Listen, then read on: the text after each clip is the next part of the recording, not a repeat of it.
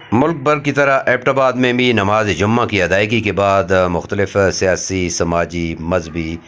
طلباء اور دیگر تنظیموں کی طرف سے ایک احتجاجی ریلیاں جو ہیں وہ نکالی گئیں، جس میں ضلع بھر کی مختلف جامع مساجد کے نماز کے بعد جو ہیں مختلف مکتبہ فکر کے افراد نے جو ہیں فلسطین کے نہتے مسلمانوں کے حق کے لیے اظہار یکجہتی ریلی نکالی، جس میں اسرائیل کی بربریت اور اس کے ظلم اور جبر کے حوالے سے مقررین نے اپنے خطاب میں کہا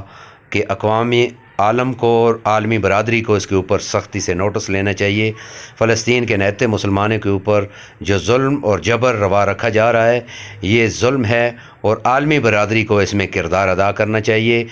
تعصب والی اینک اور متعصب اینک جو ہے اس کو نکال کر دیکھنا چاہیے، اور یہ جو ظلم ہو رہا ہے، جس وقت بات ہوتی ہے کہ ہم انسانیت کے علمبردار ہیں مگر انسانی حقوق کے حوالے سے کوئی ان کا کردار جو ہے واضح نظر نہیں آتا، وہ صہیونی طاقتوں کو پروموٹ کرنے میں ہی لگے رہتے ہیں۔ آج اسی میں حکومتی جماعت کی طرف سے بھی ایک ریلی نکالی گئی، جس کی قیادت MNA علی خان جدون نے کی، اور اس کے ساتھ MPA قلندر لودھی بھی موجود تھے۔ اس کے ساتھ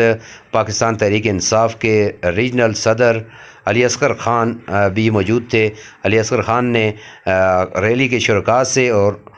خطاب کرتے ہوئے کہا کہ ہمارے وزیر خارجہ شاہ محمود قریشی جو ہے وہ اچھے طریقے سے اس فلسطین کے مسئلے پر سفارتکاری کر رہے ہیں، اور بڑا اچھا سٹانس ہے ان کا، اور بڑا اچھا وہ کردار ادا کر رہے ہیں، اور حکومت جو ہے وہ انشاءاللہ